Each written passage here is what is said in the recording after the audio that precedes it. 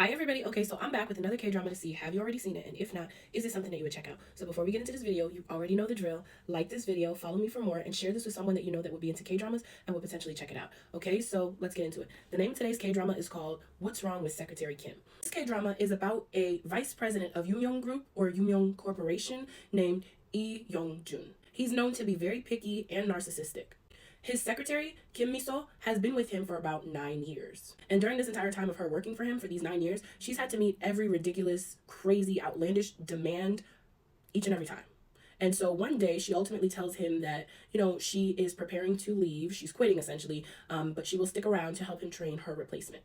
When she first started out as his secretary, she was really awkward. She didn't know how to do anything. But after 9 years, she's essentially become a professional and she knows the ins and outs of managing her boss as well as helping him keep his company afloat. It kind of gets to a point where she doesn't even need to be asked to do certain tasks anymore.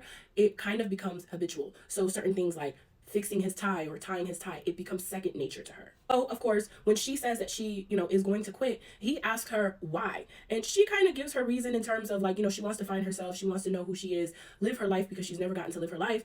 He kind of deduces that answer that, she's sugarcoating it. The real reason why she wants to quit is because she likes me. And so his next proposition to her is essentially, okay, I'll allow you to date me. And she is just dumbfounded. Like, what the F do you mean? So, given everything and some really bad advice from his friend, he decides that he is going to woo her.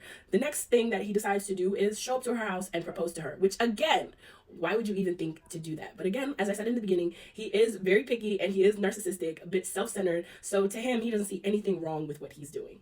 When we kind of get to see her backstory, it starts out with her being at one of the bars with her older sisters, and she sees a spider and she breaks out into a really terrible panic. Now her older sisters obviously are aware of what has happened to her, and so they're quick to attack and get rid of whatever spider it is that's there to help calm her down, because for her this is such a PTSD moment.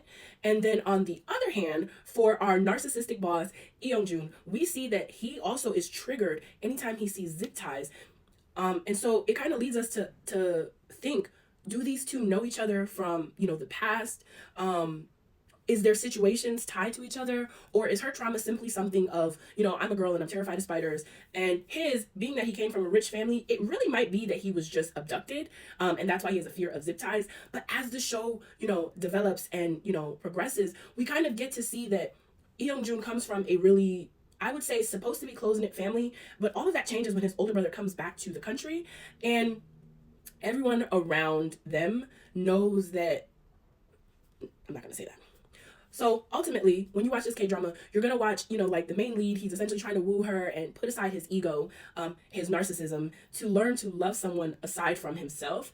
And then you really get to find out the deep, dark secret in this K-drama that ties his older brother to his secretary in all of this, and it is insane. So definitely let me know in the comments if this is something that you've seen before, and if you haven't seen it before, definitely let me know if this is something that you would check out. But as always, thank you so much for watching. Thanks, bye.